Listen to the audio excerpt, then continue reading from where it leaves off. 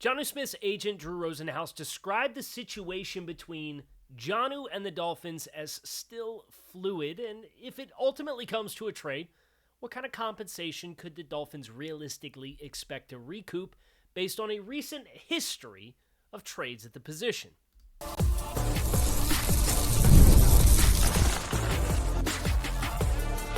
You are Locked On Dolphins, your daily Miami Dolphins podcast, part of the Locked On Podcast Network, your team every day. All right, Miami, welcome to another episode of Locked On Dolphins. It is your team every day here on the Locked On Network. I'm your host, Kyle Krabs, a lifelong Miami Dolphins fan, host of Locked On Dolphins, co-host of Locked On NFL Scouting, author of Touchdown Miami on Substack, and NFL staff writer for A to Z Sports. Want to give a special welcome and shout out to our everydayers, because it is your team every day. We don't just say it, we live it. Here on the Locked On Network, today's episode of Locked On Dolphins is brought to you by Game Time. Download the Game Time app, create an account, use code Locked On NFL for $20 off your first purchase. Terms do apply.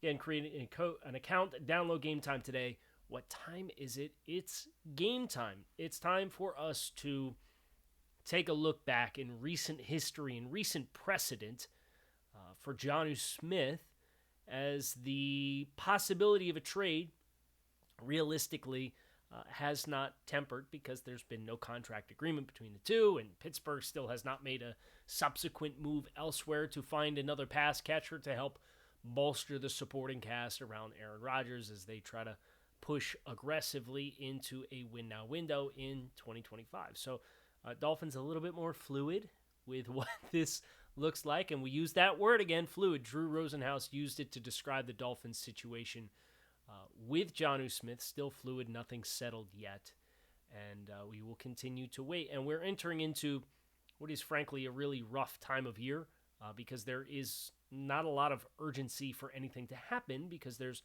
no deadlines, there's no practices, there's no putting on the pads, there's no roster bonuses due in the month of June, right? Like it's not structured that way.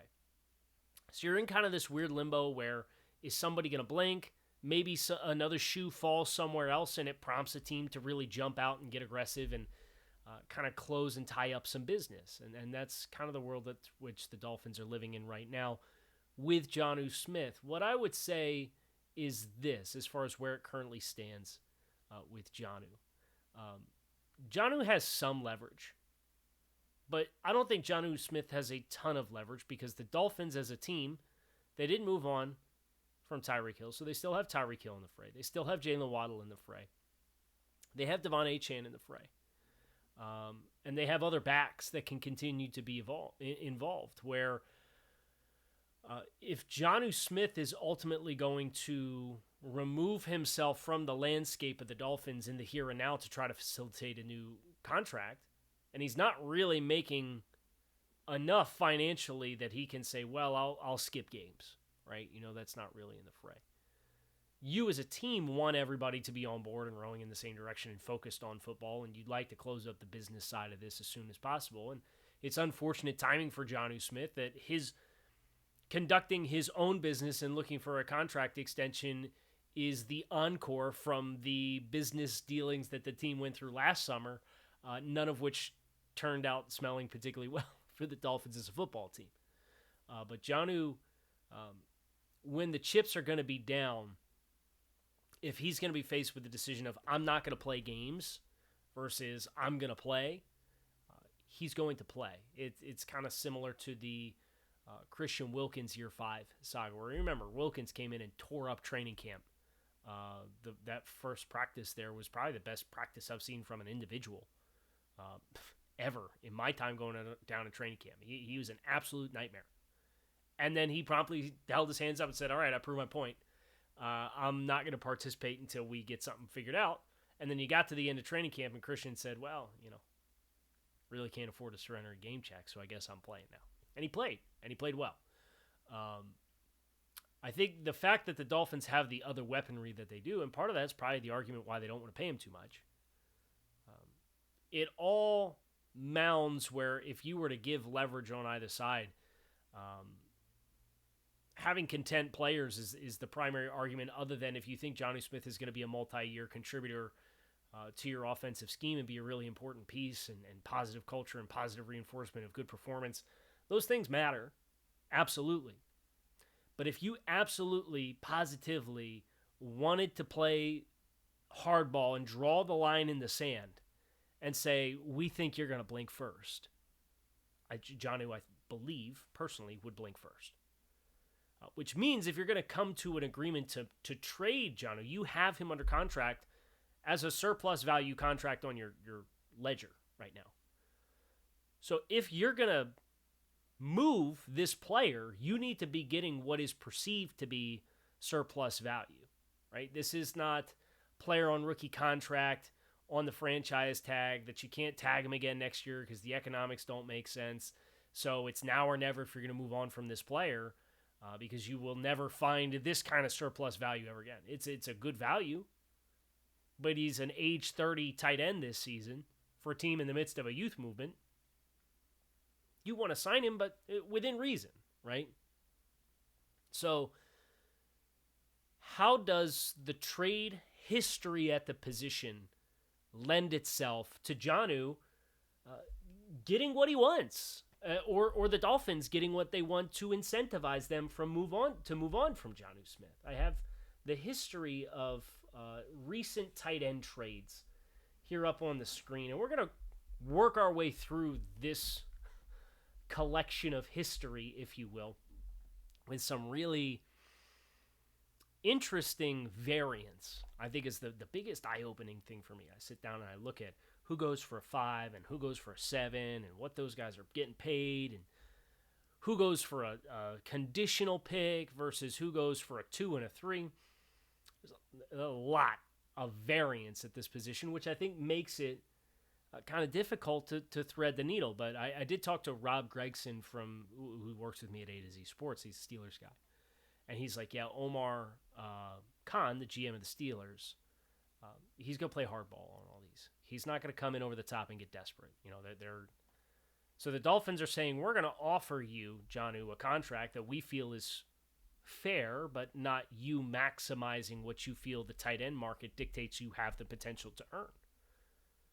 And Omar Khan's going to say, well, we'd be really interested in Jonnu Smith, but we want to do that at our price point, right? And we're not going to give you a really ambitious offer to facilitate a trade. So what does that tell you about the movement? Now, if it gets to that point, that's what we're doing next year on the show. We're looking at the history of trades at the position and what they might mean for Jonnu Smith. That's coming your way next. Make sure you guys stick with us. There's nothing like the NBA playoffs, the intensity, the buzzer beaters, the fans losing their minds. It's the atmosphere that you want to take in and experience live for yourself. This year's matchups are delivering in a big way, and we've got the finals, obviously, between the Pacers and the Thunder. Close series. It's really exciting. And if you want in for yourself, Game Time makes it fast and easy to get seats, even for the biggest playoff games, including Game 6 of the Stanley Cup Finals. Prices in the app actually drop the closer you get to puck drop and tip-off, and with killer last-minute deals, panoramic seat views, and no surprise fees, Game Time is a total game changer. I love the panoramic seat views because I like to know what I'm signing myself up for before I stick my butt in the seats, and I absolutely positively toggle on the all-in pricing. So you don't see a price for the tickets, put it into your cart, go to checkout, and magically it's a couple $100 more because of all the fees. All-in pricing puts all that for you up front to know what you are signing yourself up for. So take the guesswork out of buying tickets with Game Time. Download the Game Time app, create an account, and use code LOCKEDONNFL for $20 off your first purchase. Terms do apply. Again, create an account and redeem code LOCKEDONNFL for $20 off. Download Game Time today. Last minute tickets for the lowest prices, guaranteed.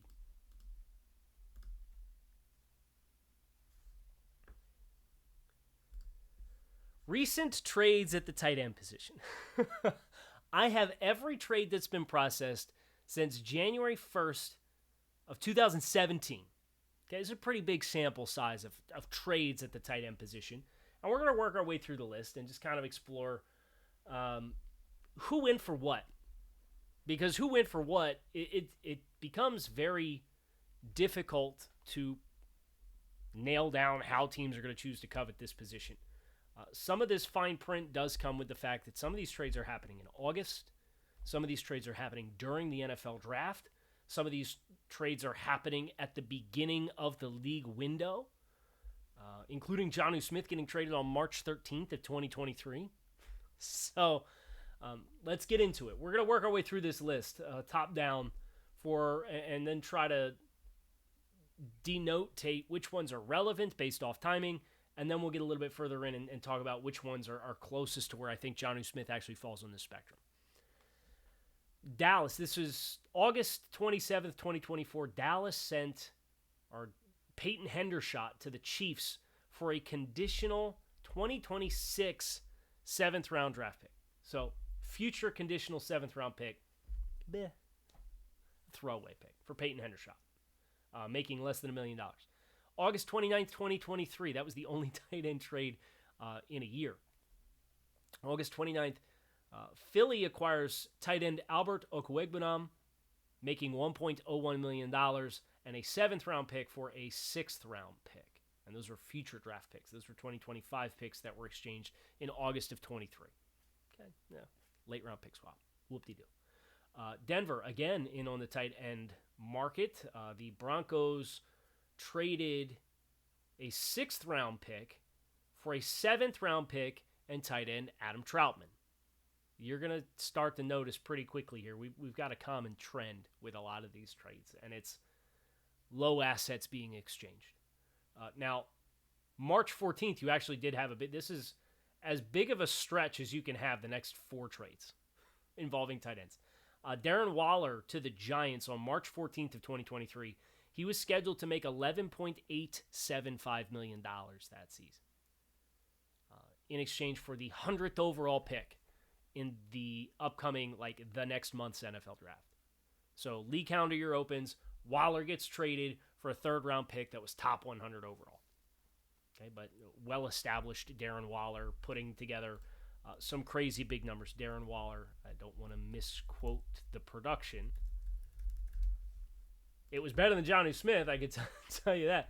Waller got traded off of a 90-catch, 1,145-yard season, and then the following year had 107 catches for 1,200 yards and 9 touchdowns. Then had a down year with a little bit of injuries, but the production was similar on a per catch and per game basis. And then he gets traded to the Giants. It was out of the league after 1 year in 23.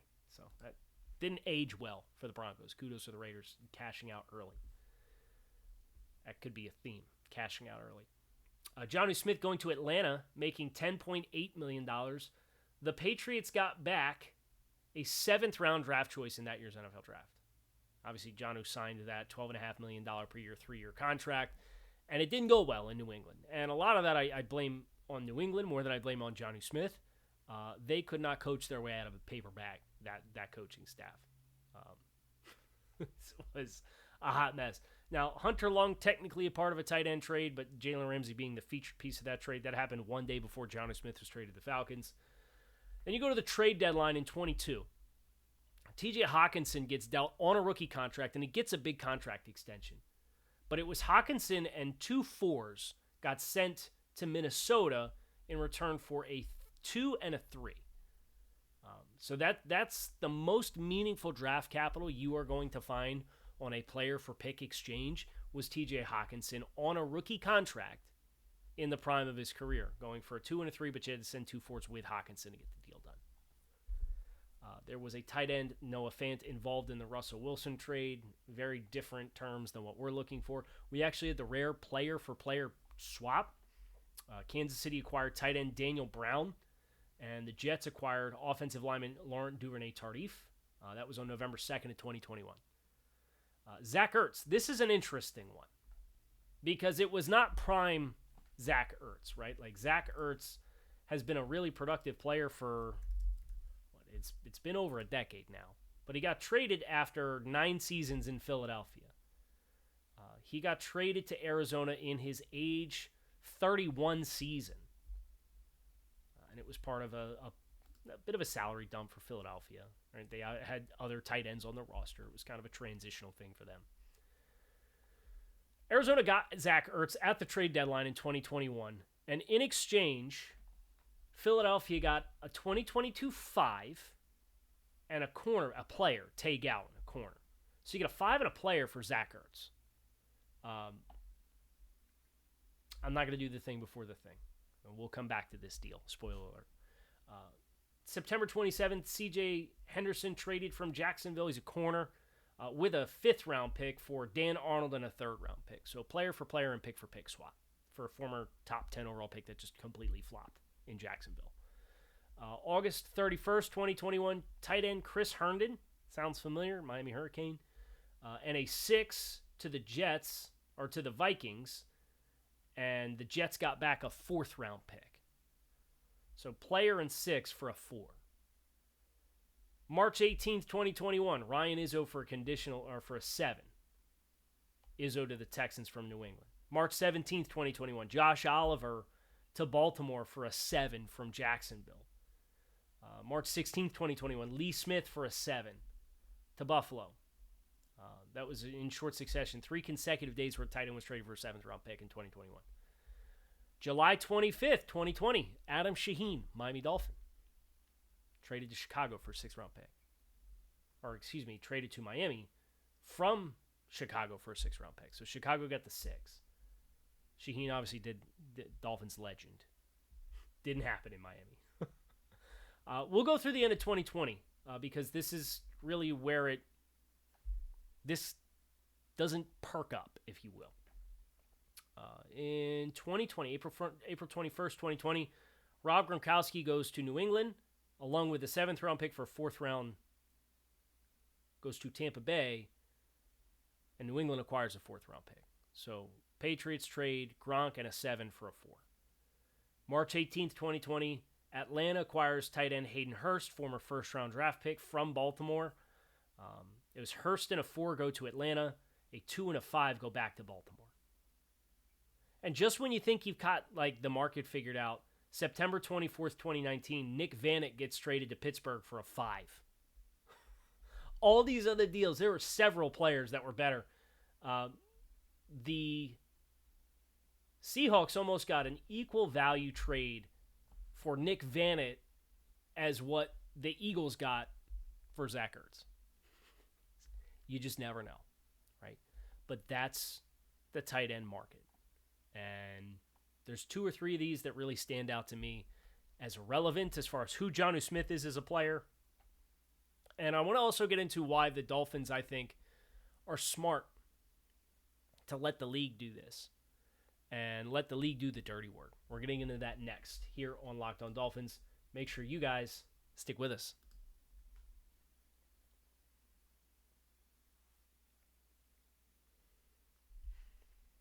So the Zach Ertz trade is the one that I think is most parallel for the player that Zach Ertz has been and was for Arizona and was last year for Washington. I mean, the dude had 91 targets in 2024. Now, he's by and large a flex player. He's not an inline player, just like Jonnu. I think Ertz at his prime was certainly a better player. I mean, he was putting up 1,000-yard seasons and 8 touchdowns on an annual basis. He had 853, 816, 824, 1163, 916 from age 25 to age 29 seasons in Philadelphia. Then he goes to Arizona, and it kind of gave him some new life. And then he's in Washington with Cliff Kingsbury and catches 66 balls for 654 yards and 7 touchdowns in his age 34 season. He's going to be a productive player. And he's playing for reasonable amounts of money. It's about $7 million for Zach Ertz. Jonnu's obviously probably looking to cash in significantly above that. But that's the kind of trade compensation for the player that he is that I think Miami, in a best case scenario, could wrangle away. And from my perspective, with the assets that you already have for 2026, right? They have extra draft capital. They're projected potentially to get a compensatory for Javon Holland, depending on how the compensatory. There's a couple of danglers for Miami where Melo Fanwu or Nick Westbrook-Akine, if those guys play a whole bunch of snaps, maybe they bump you out of getting a compensatory pick. But it's on the bubble, and you already have surplus value because of your wheelings and dealings, if you will, from April. a 5 for the transitional period that you're in, it doesn't get me excited enough to want to make a move, if I'm being honest. I don't think the Jonnu Smith trade to Atlanta from New England might be a fair indicator of how the league values Jonnu at a price point that we're talking about now. From a percentage of cap perspective, him making 10.8 in 23 versus him making whatever in 25 when the cap has gone up as much as it has the last 2 seasons, it went up like $50 million, right? So there's some pretty significant growth of the cap that's happening where Jonnu could park himself kind of in that ballpark. But he's an older version of the exact same player who had a chance to shine in the scheme last year. I think that's relevant. So I'm looking at Zach Ertz in age 31 season traded for a 5 and a player, and I'm looking at Jonnu Smith making more than $10 million getting traded for a 7. I think these are the kinds of deals that become most relevant. Maybe you could do the Chris Herndon deal from August of 21, where the Jets got a 4th round pick and it was Herndon and a 6 to the Vikings. Maybe it's Jonnu and a pick could maybe get you up into the 4s, but you're certainly not getting like really rich offers or of anything that would exceed day 3. And knowing full well, and we've said it for the last few seasons, they haven't really done it. You could sneeze and come up with a day 3 draft pick during draft weekend if you wanted to. Kind of puts me in a hard spot to feel like you're going to get an offer that would justify moving on from Jonnu as compared to playing the hardball, because if things work this year, you might end up paying a little bit more for it when it's all said and done. But you might want to have Jonnu Smith if on a 3-year deal with the vision of him being a Zach Ertz type of player. Here's why I like the Dolphins are doing what they're doing, though. They are open to trading Jonnu Smith, and that is allowing any team that's interested. Right now, the only team that we've heard affiliated is Pittsburgh. But by opening the door for another team to have the conversation, that team knows Jonnu Smith wants a new contract. And it is very rare for a team to trade and give an asset for a player that they know wants a new deal without facilitating a new deal. So by opening the door for Miami to say, let's figure out what somebody's willing to give Jonnu Smith, not just us, the team, to acquire Jonnu Smith, but what would they be willing to pay Jonnu Smith on a contract? It gets the negotiation between these two parties outside of the bubble, right? Outside of just our individual ecosystem of, we think you're worth this. Well, I think I'm worth that. Well, we don't agree, so we're not going to figure it out. By opening the door and letting an open invitation for 31 teams to come through the door and say, you tell us what you think Jonnu Smith's worth. And not just from a trade compensation perspective.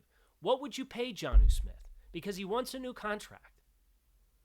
And this has to be a part of that puzzle as well. And by doing that, both sides, whether the Dolphins are detached from reality or Jonnu Smith and his asks are detached from reality of where he's at this intersection of his career. And, I think you could look at it through either lens and understand why Jonnu Smith wants probably $12 million per season and why the Dolphins are offering probably $8 million a season, right? But that's a 50% gap. It's a large divide. And if that discrepancy exists, and I'm just throwing those numbers out there, I don't know what he decides asking for.